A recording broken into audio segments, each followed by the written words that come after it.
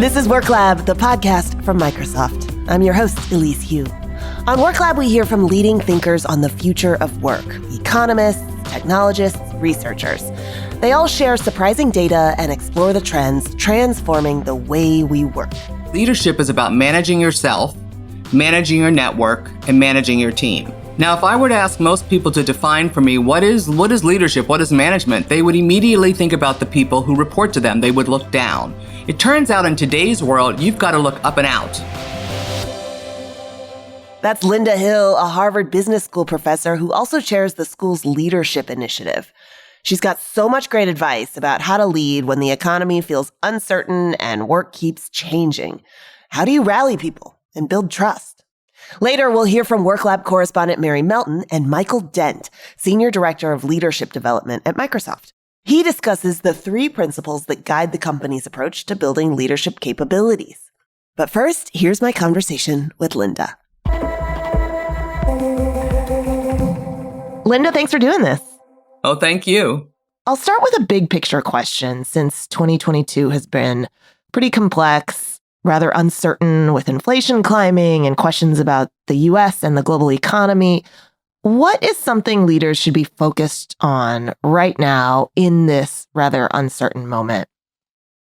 One of the leaders I spoke with described these times in the following way. He said, Linda, when we're leading now, we're leading through a fog. And he said the key issue here is not to try to take charge and steer the ship. Instead, the task is really to figure out how to convince your people that there's nothing called business as usual, and they all need to be agile, innovative problem solvers.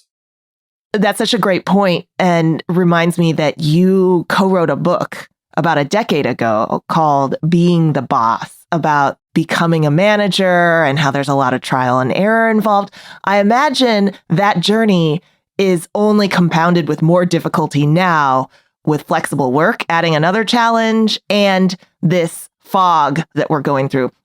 So what sort of practical advice do you have for managers transitioning into their leadership positions now?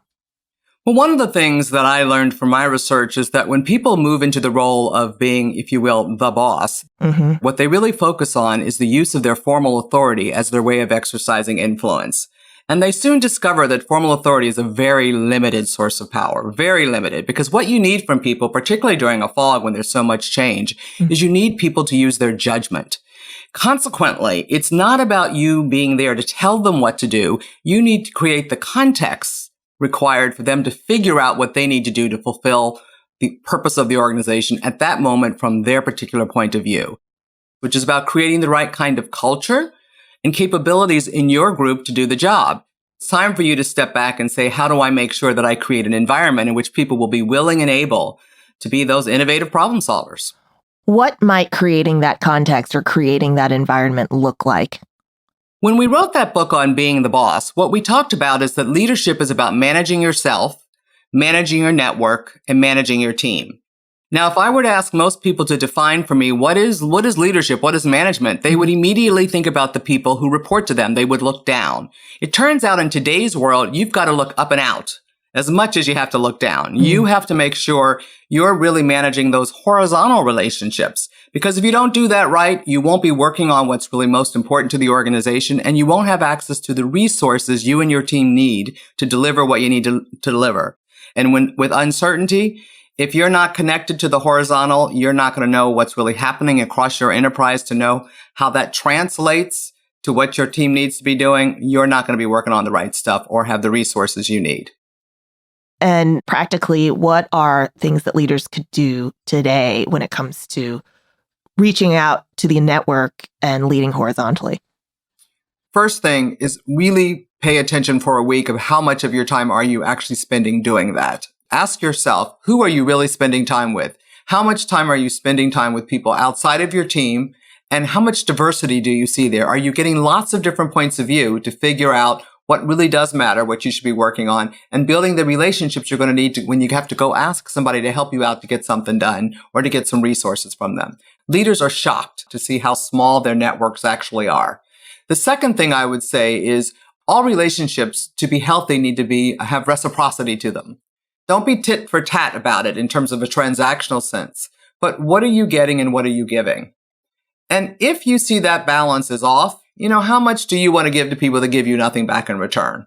So this is a bit of a diagnostic for you to look at yourself and see how you're actually treating people. But then the other thing I have to say is simply ask them. Stop assuming that you know the answer. What do you need? How can I be helpful to you? How do you prefer to work? We make so many statements, particularly people who are stars, because we think we know. Ask as many questions as you make statements.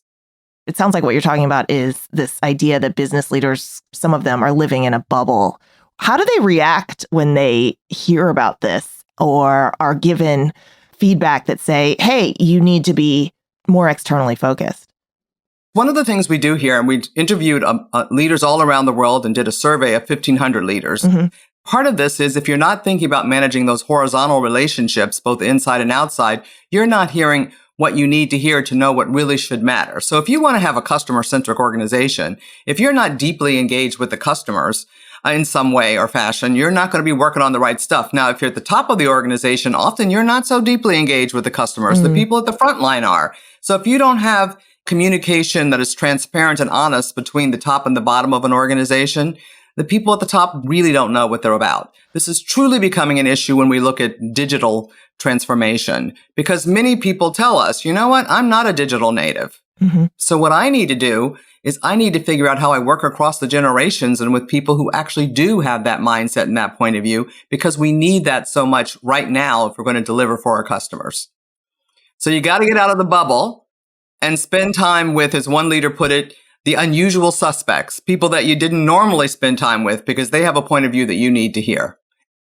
And is this related to another part that you were talking about, which is learning to manage yourself? Because I'd love for you to kind of expand on what that means.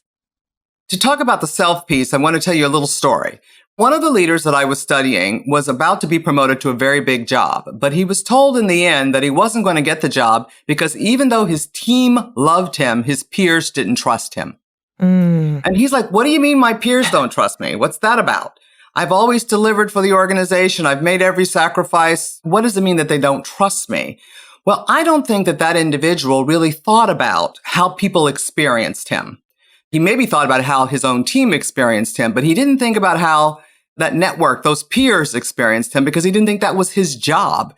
And what you need to think about is, well, if people don't know you, then they're not going to know whether to trust you or not. And I think he was pretty introverted and pretty private. And he worked in a big global company. So he thought, if I do my job, look down, get my whole team going, I'm delivering, the bosses love me, and his bosses did love him. But his peers didn't think that he was taking into account their needs, their point of view, as he was pushing, if you will, or pulling his team forward. And this tendency is one that I see a lot of people who are stars, who are really good at what they did in their whatever their functional role was. And they move to being, if you will, the manager or the leader of the group. And they don't really ever make the psychological shift. They stay the superstar in some ways, who's pushing and pulling their team along to make sure they deliver. But they don't look back and say, I'm the link between my team, the rest of this organization, suppliers, customers, regulators, all those other parties out there that we're dependent on to get things done. They don't look at that, and they don't think about that experience that everyone who they're encountering is really having of them. Because in the end, leadership is always about an emotional connection. Leadership is emotional. So we always need to be asking ourselves, how do people experience me? How do they experience themselves when they're with me? That is where the action is. And it matters even more now because when we're living through a fog or trying to get through a fog, we really feel that uncertainty, that anxiety, and we need our leaders to understand that this is what we're going through with them, and we need them to be present for us. Yeah. Empathy is a superpower. I remember we had a conversation on this very podcast last season with another HBS professor, Francis Fry, who talked about the importance of empathy. And it's actually a rather simple solution that we sort of overcomplicate. Well, I've been running for about 15 years our programs for high potentials, and we always have them get 360-degree feedback on how people do experience them. The two characteristics that they're almost always lowest on are self-awareness and empathy. Wow. So yes, empathy is important and you need to be able to step into the shoes of the other. And as I said, the others are more different than they used to be in some ways because of just the nature of doing work. But just because you can understand that person's point of view doesn't necessarily mean you're prepared or know how to change your behavior to adapt to what they need to really do their very best work. That's the other piece of the puzzle. And it's pretty clear that as you become more senior, what you see is most people actually lose that self-awareness. How do we correct for that missing self-awareness when you do get into the executive levels, for example?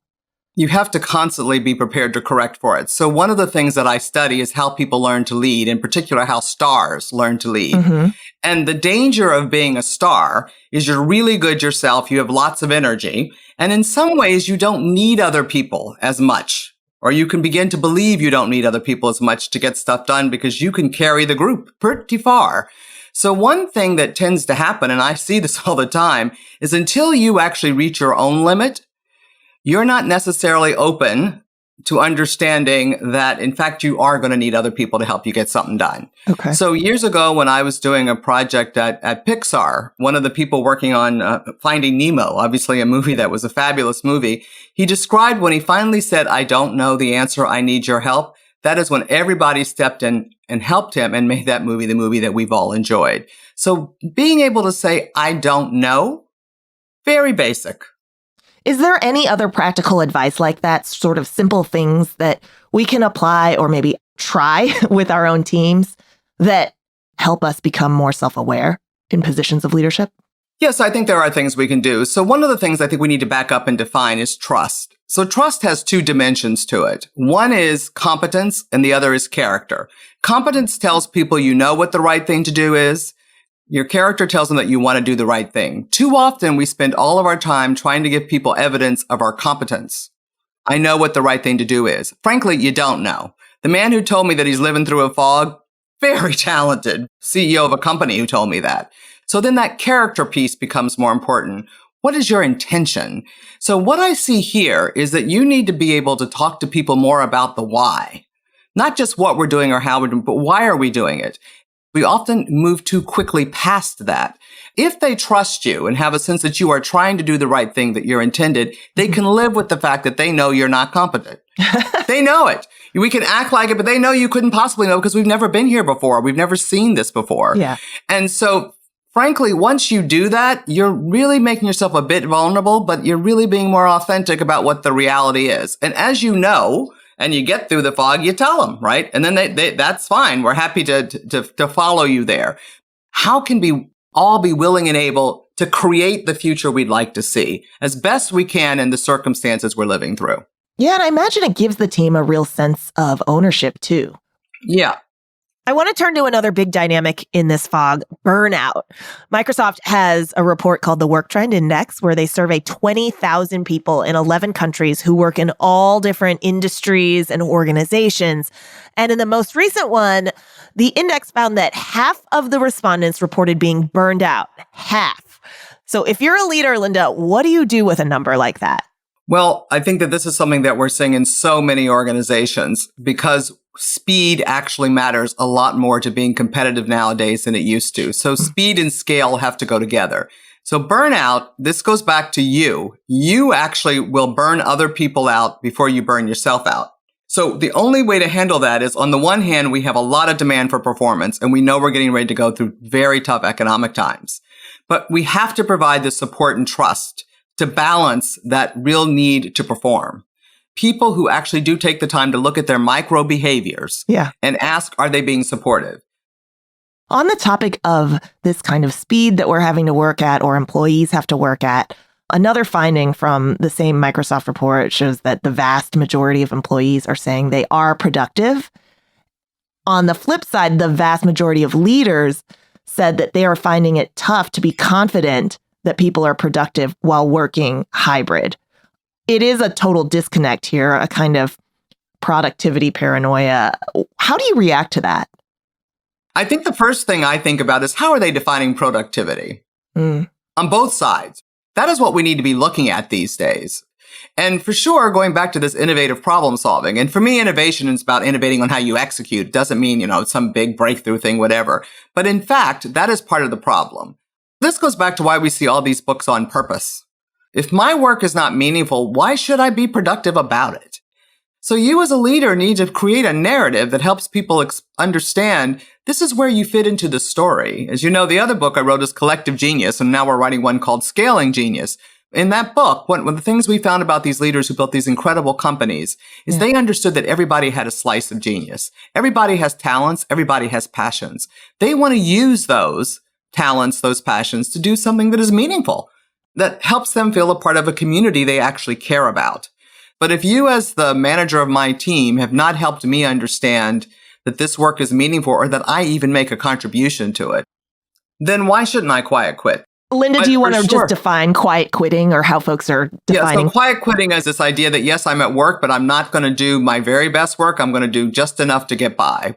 That seems to me like the most rational thing to do. So if you're being paranoid about whether people are being productive, I'd say you're not being paranoid. You're looking at how you're leading them yourself. It's really a reflection, going back, looking at yourself and saying, am I creating an environment in which people really want to do the work?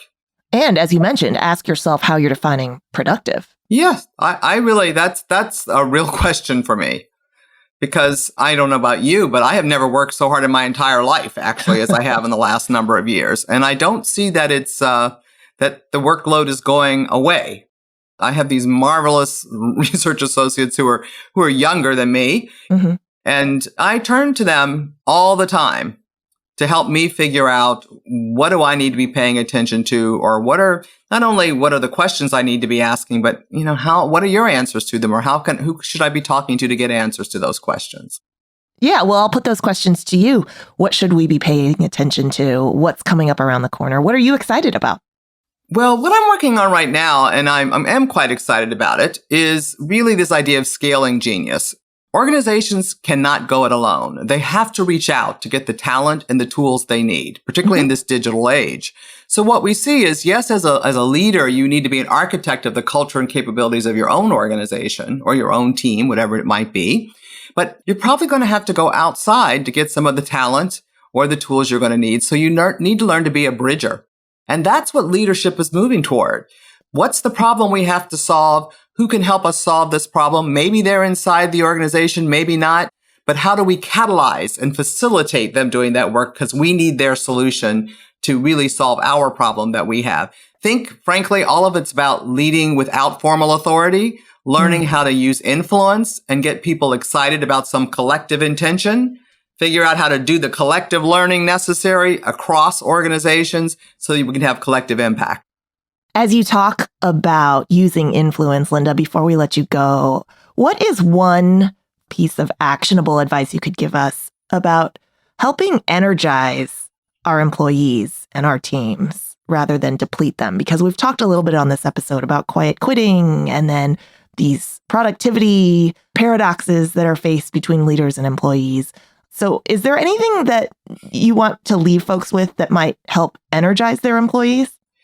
I think in terms of energy, if you truly do accept that everyone does have a slice of genius and they have talents and passions, I think you need to ask them, what could we be doing that would energize you?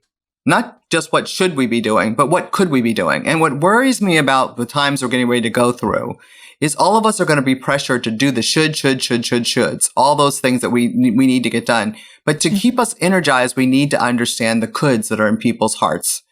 And what I find is that leaders that simply say to their people, what's your dream? What do you wish we could be doing? Now, you may not be able to do it for a long time, right? But at least you know what you know how to speak to them. It's a way of empathizing, asking them a question about what they see as possible. And I think once you know that, then when you're making choices about what they work on or how you set up stuff or whatever it might be, you take into account what their dreams are. I think most of us will work for our dreams. We're energized by them. I love that. Linda Hill, thank you so much. Thank you. Next up, our correspondent Mary Melton talks with Microsoft's Senior Director of Leadership Development, Michael Dent. They'll chat about the 3 core principles that guide the company's approach to building leadership capabilities.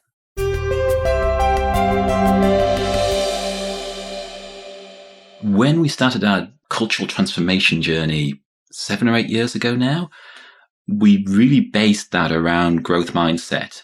We realized that we needed to be able to help people understand how to act as a leader and be able to step into complexity and find productive ways through it.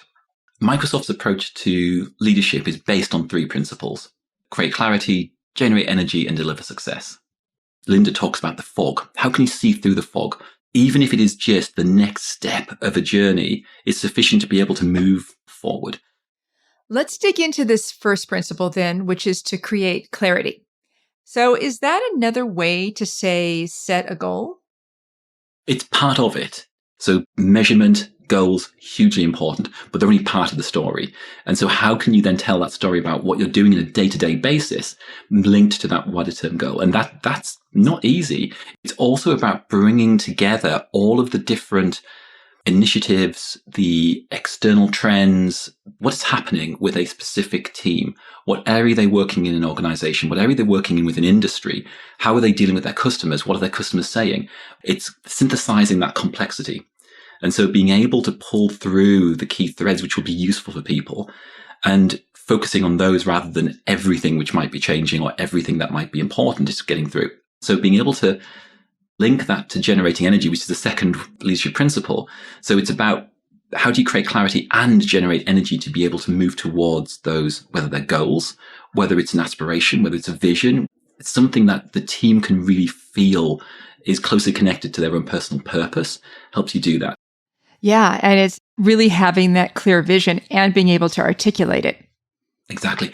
Repeatedly in different conversations, in different contexts as the world changes, and be able to take account of those changes. It's not easy, which is why we constantly think around what are the resources and support we have in place to help people actually bring it to life.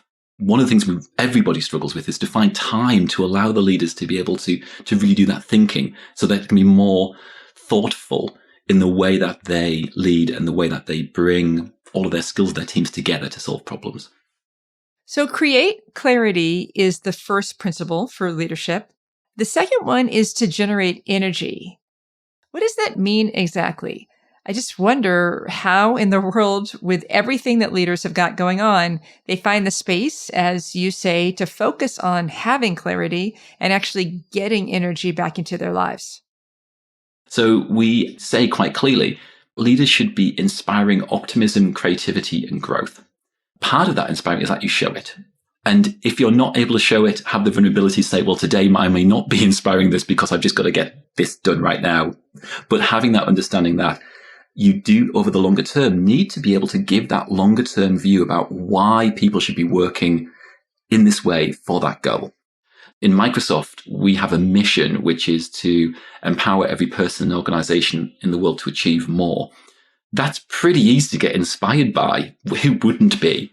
However, on a day-to-day basis, how does me doing this PowerPoint deck work to that higher goal? Sometimes writing that code, linking that everyday activity to a bigger purpose is important. So being able to understand people's purpose and be able to link work that's done day to day to the wider vision is really important. And knowing the people is really important to be able to do that.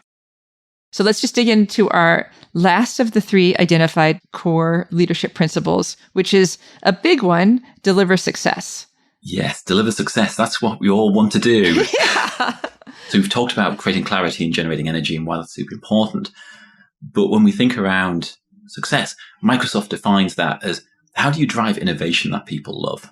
How do we make sure that we understand our customers' needs, whether they are unarticulated or very clear? How do we help them do the things that they need to be successful? And that can help us as an organization then deliver success. And we also say that we need to be boundaryless in seeking solutions, whether that is collaboration across the organization in different teams, whether that is collaboration with the right partners more widely. We think that's really important. And I think that's probably important in every organization. How do you make sure that when you're delivering success, you're doing it in a way which is building not just on an individual organization or team's viewpoint, but you are achieving the maximum success for everybody rather than seeing it as a zero-sum game. So that's absolutely key in the way that we talk about it. And also we have tenaciously pursue the right outcomes. It's really important. These things aren't easy. The things that every leader, almost everywhere now does. None of them are easy. But being able to understand why it's important, to understand the complexity of delivering it and be supportive to all the people who need to come together to make it happen is key. Driving that success over a longer time period while you're generating energy and you're quite clear about what you're trying to achieve and why you're trying to achieve it, all come together for leadership. And no matter where you are in the organization, you have a leadership role. You can use the principles to be able to think about how you are coming across in meetings, how you're coming across in any way that you communicate to be able to help the overall success of the organization and indeed yourself. Wonderful. Well, thank you so much, Michael, for sharing your insights. This is really invaluable information for leaders. I appreciate it. Thank you so much for having me. That was Michael Dent, Senior Director for Leadership Development at Microsoft. And that's it for this episode of the WorkLab podcast from Microsoft. Please subscribe and check back for the next episode of WorkLab. That's when my colleague Tanya Mosley will be talking to Julie Whalen of CBRE, the Real Estate and Facilities Management Company, about how workspaces are changing. Please rate, review, and follow us wherever you listen. That helps us out. And if you have a question you would like to pose to leaders, please drop us an email at worklab@microsoft.com. Be sure to check out the WorkLab digital publication too, where you can find, among many other things, a transcript of this episode. You can find it all at microsoft.com/worklab. The WorkLab podcast is a place for experts to share their insights and opinions. As students of the future of work, Microsoft values inputs from a diverse set of voices. That said, the opinions and findings of our guests are their own, and they may not necessarily reflect Microsoft's own research or opinions. WorkLab is produced by Microsoft with Godfrey Dadich Partners and Reasonable Volume. I'm your host, Elise Hu. Our correspondents are Mary Melton and Desmond Dickerson. Sharon Calander and Matthew Duncan produce this podcast. Jessica Velker is the WorkLab editor. All right, until next time.